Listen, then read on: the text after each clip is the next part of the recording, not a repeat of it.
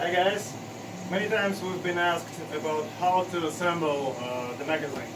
So we decided to make a short video instead of tons of words. So, this is what you get when you order mags for your chest rig. So this is the main base plate, this is the cover plate, the bottom plate and the bullet plate. So first of all, take your bullet plate, take a look at here, there's teeth, put it like this inside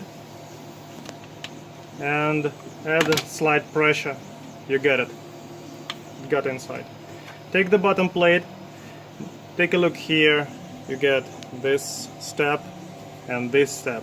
They should be on a different sides, should place like this.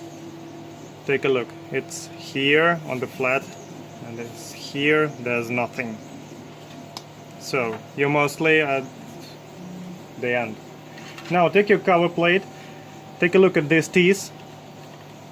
They should be placed over here. Wrap it like this.